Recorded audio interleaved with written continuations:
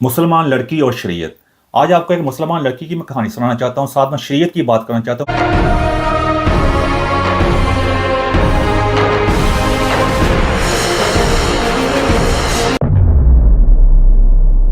अक्सर आप हमारे पाकिस्तान के अंदर भी, बांग्लादेश के अंदर भी, और हमारे जो पाकिस्तानी जो हैं, जो गरीब मुस्लिम ममालिक के लोग जो हैं, जो बाहर के मुल्क में रह रहे हैं, जिसमें Europe, UK, America, Canada, Australia, New Zealand आ जाते हैं, वहाँ पर अक्सर वहाँ पर शरीयत की बातें कर रहे होते हैं। तो आपको ये बताने की कोशिश करूँगा, आपको ये वीडियो देख के इसको समझने की आप कहते कोशिश करें, आप इसको लर्न करने की कोशिश करें। मेरा मकसद से ये होता है कि आपके सामने हक़ाइक़ लेके आ सकूँ, ताकि हम अपनी आने वाली नस्लों की कोई ऐसी खिदमत कर सकें, ताकि वो उस तरह ज़िंदगी ना गुजार सकें जिस तरह ज़िंदगी हम गुजार रहे हैं, जिन हालात का हम सामना कर रहे हैं। आप पाकिस्तान के पासपोर्ट वैल्यू चेक कर सकते हैं और आप मुसलमानों के हालात चेक कर सकते हैं। मेरा मकसद यही होता है, आपके सामने हक़ाइक़ लेके आए, तो आगे आपकी मर्ज़ी है, माने ना माने, आप खुद भी जाके हर बात की तहकीक कर सकते हैं। अगर कोई मेरी बात गलत होती है मुझे बताएं आके, मैं माफ़ी मांगूंगा, मैं वीडियो को डिलीट भी कर दूंगा। तो जिस मुसलमान लड़की की मैं आपको कहानी सुनाना चाहता हूँ, यह बांग्लादेश के जो माइग्रेंट थे, या जो बांग्लादेश से हिजरत करके इंग्लैंड में आए हुए थे, उनके घर पैदा हुई थी। और इसकी उम्र सिर्फ 15 साल थी। फरवरी 2015 में, यानी फरवरी 2015 में ये इंग्लैंड छोड़कर यहाँ से जिस तरह फरार फरूर होकर सीरिया चली गई थी। उस वक्त इसकी जो उम्र थी सिर्फ 15 साल है थी। वहाँ पे आपको याद होगा उन दिन में आईसीएस वगैरह ने टेक कंट्रोल कर लिया था काफ़ी हिस्सों के ऊपर, वहाँ उन्हें खिलाफत नाफज कर दी थी जो जो कुछ वहाँ पे हुआ था। और आज जो सीरिया आपके सामने जो कुछ वहाँ पे हालात हैं, वहाँ 54 साल की हुकूमत खत्म हुई है बशर अल असद की, उनकी फैमिली की सारी। उसके ऊपर मेरी मुकम्मल वीडियो यूट्यूब पे मौजूद है, आप जाके चेक कर सकते हैं। तो वहाँ पे ऐसा हुआ, जब ये यहाँ से चली गई वहाँ पे जब 15 साल की उम्र के अंदर, तो वहाँ जाके 10 दिनों बाद ही जाके इसने वहाँ पे शादी होगी इसके, वहाँ पे जाके किसी और वहाँ के आईसीएस का जो बंदा था, वैसे वो उसका ताल्लुक हॉलैंड के साथ आया था, वो वहाँ चला गया हुआ था। शादी होने के बाद इसके घर 3 बच्चे पैदा हुए, लेकिन तीनों के तीनों जो है थे वो अपने आप कहते हैं वो छोटी उम्र में ही बहुत बच्चे थे, वो मारे वगैरह गए। उसके बाद जो वहाँ मामला पेश आए, आईसीएस को वहाँ से कहते हैं हटा दिया गया। हटाने का मतलब है उनको शिकस्त में हुई, जो कुछ भी हुआ उसके बाद वहाँ हालात डिफरेंट हुए। लेकिन वक्त गुजरता गया, जब थोड़ा वक्त गुजरा तो इसको ज़्यादा हुआ कि जो असल जो शरीयत के मामला जो होते हैं, असल जो ज़िंदगी जो होती है वो क्या होती है। उसके बाद इस मुल्क में दोबारा आने के लिए दरख्वास्त के वापस आना चाहती हूँ। यहाँ पे बहुत बड़ी डिबेट हुई, यहाँ के अंदर पूरी मीडिया के अंदर भी, पार्लियामेंट के अंदर भी लोगों ने काफ़ी बातें की। लोगों में बहुत गुस्सा था इस बात के ऊपर कि हमारे मुल्क के अंदर जहाँ पे हमने इनको सारी अपॉर्चुनिटी दी हुई हैं, सब कुछ इनको फराहम किए, ज़िंदगी के सारे मामला इनको मिले हुए हैं, ये कौन सी शरीयत के पीछे भाग रहे हैं। तो अब इन्हें ये वापस क्यों आना चाहती है, इसके ऊपर यहाँ बहुत डिबेट हुई। लोगों ने बहुत गुस्से का इजहार किया। ये बात पार्लियामेंट तक पहुँची, यूके की पार्लियामेंट है। उस वक्त का जो होम सेक्रेटरी जो है था, जिस तरह आप उर्दू में वज़ीर दाखिला कहते हैं, वो था साजिद जावेद। वो पाकिस्तानी निसाद है, पाकिस्तानी मुसलमान MP था, लेकिन वो वज़ीर दाखिला आया था उस वक्त। उसने उसने उस वक्त जाके अपने अपने इख्तियारात का इस्तेमाल करते हुए पूरी पार्लियामेंट के सामने अपने इत्मीनान में लेकर इसकी नेशनैलिटी को कैंसिल कर दिया कि अब इस मुल्क में नहीं आ सकती, ताकि आने वाले जो लोग हैं उनके लिए उनको एक किस्म के, आप कहते हैं, उनके खबर हो जाए उनको कि उनके साथ भी ऐसे हालात पेश आ सकते हैं, आने वाले मामला को रोकने के लिए। उसके बाद जो उनकी कहते हैं जो हुकूमत ख़त्म हो गई, वो चला गया, मामला चलते रहे। लेकिन इसने उसके ऊपर अपील की, अपील की यहाँ पे कहते हैं हाई कोर्ट में अपील हुई। अपील के बाद सुप्रीम कोर्ट तक ये पूरा केस किया। पार्लियामेंट में काफ़ी डिबेट हुई, कई लोग इसके हक़ में बात की, मीडिया के अंदर भी, पार्लियामेंट में इसके हक़ में बात हुई। लेकिन सुप्रीम कोर्ट ने भी इसकी जो अपील थी इसको रिजेक्ट कर दिया। और जो होम सेक्रेटरी जो है था साजिद जावेद ने कहा उसका फैसला बिल्कुल ठीक है, ये हम अपने मुल्क में इस किस्म के मामला नहीं चाहते जब टेररिज्म के नाम के वो लोग जाएँ, जब वहाँ उनका कहते हैं वो जो तंग आ जाए, जब दिल भर जाए वापस आ जाएँ। इस मामला के ऊपर उसकी अपील कैंसिल हो गई और आज तक इसकी अपील कैंसिल है, वहाँ पर मौजूद है। अब आपको पता है सीरिया के अंदर जो नई कहते हैं एक किस्म की नई हुकूमत कायम हो गई है, और जो बशर अल असद वहाँ चला गया। अब दोबारा फिर इस बारे में बात हो रही है, ये अपील कर रही है कि मुझे वापस बुलाया जाए।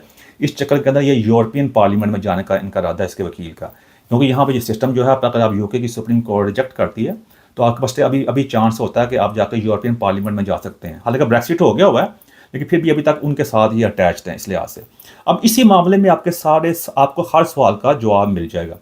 अब ये एक आइसोलेटेड केस नहीं है, ये एक केस नहीं, इस तरह के आपको बहुत ज़्यादा केस पेश आ जाएंगे। इंग्लैंड के अंदर आपको अक्सर यहाँ के कई शहरों के अंदर भी ल्यूटन है, ब्रैडफोर्ड है, ओवरऑल का एक शहर की बात नहीं है, बहुत शहरों के अंदर भी आपको इस किस्म के जो कहते हैं फनेटिक किस्म के, इस किस्म के तंग नज़र जाहल किस्म के लोग बहुत मिल जाएंगे जो यहाँ पैदा होंगे। दूसरी तीसरी नस्ल है इनकी, सारी फैसिलिटी इनकी एंजॉय कर रहे होंगे, बेनिफिट पर रह रहे होंगे। हालांकि मैं कई दफ़ा कह चुका हूँ, मैं चैलेंज कर सकता हूँ, बेनिफिट लेना हराम है। वो जो टैक्स पे की मनी है, और ये वही टैक्स है जो आपको शराब के से मिलता है। जो लोग जो जिस्म फरोशी करते हैं, जो कसिनो है, उनसे टैक्स इकट्ठा होता है, उनसे बेनिफिट मिलता है। ये वीडियो उस बारे में नहीं है, इसे रेफरेंस तौर बता रहा हूँ मैं आपको। इन्हीं के पासवर्ड इस्तेमाल कर रहे हैं, बातें शरीयत कर रहे थे, हमें शरीयत चाहिए। ये सिर्फ इस मुल्क के अंदर नहीं, पूरे यूरोप के अंदर भी, और अमेरिका, कनाडा के अंदर, ऑस्ट्रेलिया के अंदर इस तरह के बहुत ज़्यादा लोग मिल जाएंगे जिन्होंने यहाँ पे आकर इन लोगों की ज़िंदगी को तंग कर दिया। इन्होंने जो अपनी उनको कबूल किया था, ह्यूमन राइट दिए थे, इनको फैसिलिटियाँ दी थी, वो उन्होंने इसका नजायज़ करार उठाया, उसको कबूल नहीं किया, इंटीग्रेट नहीं हुआ, जिसकी वजह से आज देख सकते हैं यहाँ पे बहुत ज़्यादा नफरत पैदा हो चुकी है। मुसलमानों के बारे में से बहुत सारा नफरत पाई जाती है कि ये लोग इंटीग्रेट नहीं होते, और मुसलमानों में सबसे ज़्यादा नफरत जो है और सबसे बेजारी का इजहार जो किया जाता है वो पाकिस्तान के बारे में किया जाता है, उसके बाद बांग्लादेशियों के साथ किया जाता है, क्योंकि ये मिक्स नहीं होते। ज़्यादातर लोग अपनी जाहिलियत बरकरार रखते हैं, शरीयत की बातें कर रहे होते हैं, और यही सबसे बड़ा डर है। अब अक्सर लोग मैं शरीयत के खिलाफ बात कर रहा हूँ, नहीं, मैं मनाफत के खिलाफ बात कर रहा हूँ। अब इसी तरह के आपको मामला मिल जाएंगे हमारे पाकिस्तान के अंदर भी, वहाँ भी लोगों के सारी सारी फैसिलिटियाँ इंजॉय कर रहे होंगे, फिर कह रहे होंगे हमें निज़ाम मुस्तफ़ा चाहिए। जिन्होंने कभी निज़ाम मुस्तफ़ा को सही पढ़ने की कोशिश नहीं की, कभी सही इल्म हासिल करने की कोशिश नहीं की। हर बंदे को अपनी किस्म का, अपनी मर्जी का निज़ाम मुस्तफ़ा चाहिए। किसी को क्या कहना, हमारे chief of the army staff कह रहे होते हैं जो शरीयत को नहीं मानता हम उसका पाकिस्तानी नहीं मानते, वो खुद सारा कुछ वही काम कर रहे हैं जो शरीयत के खिलाफ है। उनके सारे मामला चेक कर लें, इसके ऊपर मेरी मुकम्मल वीडियो जो है यूट्यूब पे मौजूद है, आप जाकर चेक कर सकते हैं। अब इस बात का लबे लबाब क्या है, यानी इसका मकसद क्या मेरी आज वीडियो बनाने का, ये सारे मामला आपके सामने रख दिए हैं। मसला ये रख दिया कि ये मुनाफिक है सारी, ये चाहते हैं सारी की सारी फैसिलिटियाँ मगरब की इस्तेमाल करें, अपनी एक भी चीज़ ईजाद नहीं की हुई आज तक। हम मुसलमानों ने मुराद हम पाकिस्तानी मुसलमानों ने क्यों, हमने अपनी मर्जी का इस्लाम बनाया हुआ है, और पाकिस्तान में भी हर मौलवी का अपना इस्लाम है, अरबों का इस्लाम हो रहा है। लेकिन ओवरऑल भी सारी अगर मुसलमान दुनिया का समझ रख लिया जाए तो शिया सुन्नी को काफिर कही जाता है, सुन्नी शिया को काफिर कही जाता है। ओवरऑल इस बारे में नहीं चाहता, लेकिन आपको पता चलेगा मैं कहने की कोशिश कर रहा हूँ। हर बंदे ने अपनी मर्जी का इस्लाम बनाया हुआ, लेकिन आज तक हमें इंसानियत के लिए कोई एक भी चीज़ ईजाद नहीं की। इसके ऊपर मेरी वीडियो मौजूद है, आप जाकर चेक कर सकते हैं कि हमने जिनको आप काफिर कही जाते हैं, गैर मुस्लिम कहते हैं, उन्होंने कितनी चीज़ें ईजाद की हैं और मुसलमान ने कितनी चीज़ें ईजाद की हैं। आपको जाकर चेक कर लें, आपको इस बारे में मुकम्मल वीडियो मिल जाएगी मेरे यूट्यूब के पेज के ऊपर जाकर।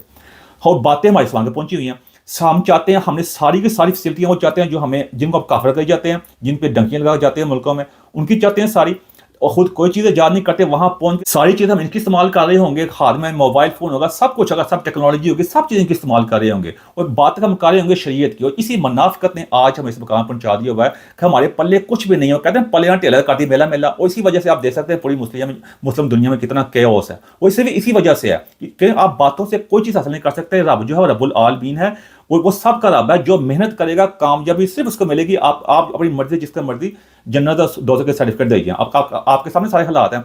उसी तरह के हमने अपने उलमा कायम किए हुए हैं, वो जो अपनी मर्जी की आपको आयतें सुना रहे होते हैं, सफ़ा नंबर सुना रहे होते हैं। वो डॉक्टर जाकिर नाइक जैसे, तारिक जमील जैसे आगे हर बंदे ने अपनी कहते हैं अपने कहते हैं बनाई हुई है, आप कह सकते हैं, और रेडियाँ लगाई हुई हैं अपनी किस्म की ना। वो थोका माल बेची जा रहे हैं, बेचने वाले मौजूद हैं आगे। जिस मुल्क में लिहाज काजी जैसे बंदे मौजूद हों, वो ऐसी बातें करी जा रही हैं उनको, जिनको शरीयत चाहिए। अब मैं कई दफ़ा कह चुका भाई, अफगानिस्तान के अंदर जो पूरी उन्होंने किसी लिहाज से आपकी मर्जी की, जिस तरह आप चाहते हैं शरीयत नाफज कर दी है। और पाकिस्तान कितने लोग मुनाफिक हैं, उसके बावजूद भी अपने, मैं कई बार कह चुका आपको इतनी शरीयत चाहिए ना, आप कहते हैं हम शरीयत चाहिए, तो अफगानिस्तान नाफज होगी। आपके मुसलमान बहन भाई भी सारे वहाँ मौजूद हैं, तो जाओ अपने सब बच्चों को लेकर वहाँ जाओ, शरीयत में जाकर रहो। जो बाहर के मुल्कों में भी ये लोग रहते हैं, जो जितने रह रहे हैं, सारी फैसिलिटियाँ मगरब की कर रहे हैं इस्तेमाल, काफिर जिनको कही जाते हैं, उनसे बेनिफिट लेते हैं, सारी फैसिलिटियाँ उनका पासपोर्ट सब कुछ इस्तेमाल कर रहे होंगे, बातें शरीयत की हैं। और यही सबसे बड़ी मुनाफिकत है, और इसी वजह से आज के काम में पहुंच गए हुए हैं इनकी। ये क्योंकि इनके हर काम पीछे ना इनके आइडेंटिटी क्राइसिस है, पल्ले कुछ है नहीं है, सिर्फ दूसरों को जब देखते हैं जेलसी का एलिमेंट है,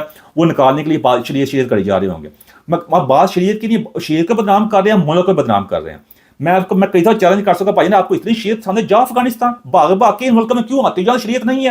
ये वैसे इस्लाम के खिलाफ है, ये हम मुसलमानों के खिलाफ है आपके मुताबिक, जो है ये इसराइल का सपोर्ट करते, सब कुछ करते, फिर आप यहाँ क्यों आते हो?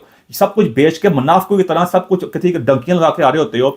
हमारे जो आला हज़रात हैं, ताकतवर हज़रात हैं, वो भी सब कुछ बेच के अपना रिटायरमेंट के बाद जो होते हैं, हमारे फौजी भी, जो सियासतदान भी हैं, जो सहाफ़ी भी हैं, जज, सब कुछ नाम ले लें आप सबका, सब कुछ बेच के यहाँ आ रहे होते हैं। बातें हर बात में शरीयत इस्लाम की बातें कर रहे होंगे, और इतनी मुनाफिकत होगी उसके मुताबिक, इस्लाम और शरीयत के मुताबिक एक भी चीज़ अमल नहीं कर लेंगे, दूसरों पे फतवे लगाने के लिए, दूसरों को गद्दार कहने में सारा काम होगा। और इसी वजह से आज मकाम पहुँच गए हुए हैं। पाकिस्तान के अंदर भी कोई यहाँ वहाँ जाना नहीं चाहता। अब तो सीरिया में भी, शाम में भी शरीयत नाफिज हो गई है। अब वही बात आती है कि ये लड़की वहाँ पर रह रही है, अब इसका अंदाज चेक कर लें, कपड़े पहनने का सारा स्टाइल बदल गया हुआ। पहले बड़ा इसने अपने को पर्दे किए थे, जब इसको सारी हकीकत सामने आई है तो आंखें खोली है तरह शरीयत वाले जो आते, जो शरीयत का जो एक गुबार जेन में छाया था वो क्लियर होता। अब इसका कपड़े पहनने का स्टाइल चेक कर लें जाकर, मुकम्मल तौर पर मगरबी।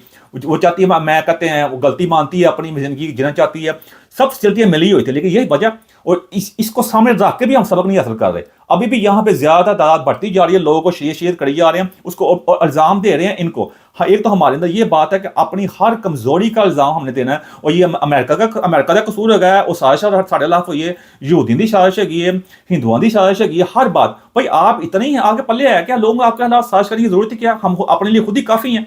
ये अजीब ही किस्म की बात है, अपनी गलती मानी नहीं है किसी मामले के अंदर भी। हर मामले में जहां फंसना है, जहां पे कॉर्नर होना है, अगले पे इल्जाम लगा दो। इसी वजह से अब इस तरह कुछ कथा तो हुआ है, अब आपके सामने उसको कोई वो किसी मुसलमान मुल्क में जाना नहीं चाहती, जहां से उसके पेरेंट्स आए हैं, उसके वालदेन आए हुए हैं, शमाइमा बेगम, किसका नाम शमाइमा बेगम है ना, इसके वालदेन आए बांग्लादेश से। अब उस मुल्क में जाना नहीं चाहती, वो मुल्क उसको कबूल भी नहीं करना चाहता। अब कितने भी और मुसलमान ममालिक है, अफगानिस्तान भी है, सोमालिया है, कितने ममालिक हैं, सूडान है, पाकिस्तान आलम, आपकी आपकी माँ हमारे पाकिस्तान की बहन नहीं है, वो उसको कबूल कर लो, कोई उसको कबूल करना नहीं चाहता, लेकिन वो खुद भी जाना नहीं चाहती। कबूल तो वैसे कोई भी करना नहीं चाहता, किसी मुसलमान मुल्क ने अभी तक नहीं कहा कि तुम्हारे हमारे पास आ जाओ, हम तुम्हें कबूल करने के तैयार है, मुसलमान मुल्क है। अब वैसे तो बड़ी मोहम्मद बिन कासिम की स्टोरियां सुना रही होते हैं कि एक औरत ने आवाज़ दी वहाँ से राजा दहर के मतलब है जेल से, मोहम्मद बिन कासिम उसको बचाने पहुंच गया। भाई झूठी कैसे कहानी है। अब ये भी एक बच्ची बैठी है ना, बुलाओ उसको, वो आवाज़ें दे रही है, कोई बुला नहीं रहा उसको, लेकिन वो खुद भी जान चाहती है गैर मुस्लिम मुल्क के अंदर, उसको वो सारी शरीयत भूल गई है। और इसी में सारा हमारे आज मुसलमानों का, खास मुनाफिकों का सारा राज छुपा हुआ है कि हम इस मुकाम पे कैसे पहुंच गए हुए हैं, और यही मुकाम रहेगा भाई, फिक्र ना करें आप। इन्हीं हालात में जो पिछले 1200 सालों में जो कुछ हुआ ना, आगे भी ऐसा होगा, आगे तो इससे बुरा होगा, हमारा नामो निशान भी नहीं होगा। मैं चैलेंज करता हूँ जिनको ज़्यादा शरीयत आई हुई है ना, जाएं वापस अफगानिस्तान में, जाते क्यों नहीं, मुनाफिक जाते क्यों नहीं हो, जाओ वहां अफगानिस्तान जाओ, जाकर बीवी बच्चों को सबको यहाँ के याशियां छोड़ो, यहाँ पे सारी हैं, वहां जाओ, उसका हाल चेक कर लो अपना, आगे आपके सामने है। और दूसरी बात ये कि अब तो सीरिया शाम में बड़ा जश्न मना रहे हैं, हमारे मुल्क के अंदर भी, बांग्लादेश में हर जगह वहाँ पर शरीयत आ रही है, ज़बरदस्त बात है, कोई मसला नहीं है। आप वहाँ वहाँ वहाँ चले जाओ, सब कुछ छोड़ के उस मुल्क में जाओ, कोई ये मुल्क आपके लिए नहीं है। आप इन मुल्कों के जो ह्यूमन राइट्स हैं, जो उनके लॉ हैं, ये इसमें खुद यहाँ ट्रैप हो गए, इस वजह से यहाँ दिन ब दिन केओस बढ़ रहा है, नफरत बढ़ती जा रही है। आप देखेंगे यहाँ हालात किस किस्म के होंगे, यहाँ पे इन लोगों का जीना दोबारा हो जाएगा जब इनको निकाल कर ये दम लेंगे, इन्होंने यहाँ पे इतना गंद मचा दिया है, जिसकी वजह से जो अच्छे हमारे पाकिस्तानी बहन भाई हैं, जो अच्छे इंसान हैं, उनकी जिंदगी में यहाँ तंग हो गई हुई है, इन्हीं मुनाफिकों की वजह से, जाहिलियत की वजह से।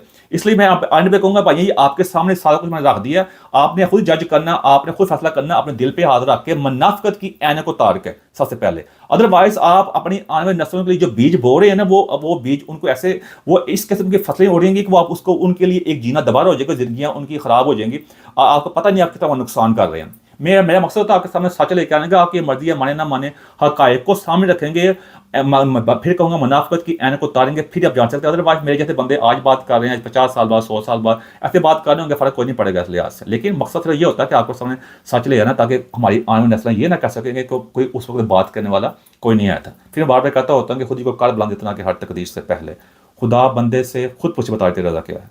एंड होगा मेरी कोई ऐसी बात जब आपको अच्छी लगी उसे मात्र चाहता हूँ। Thank you very much.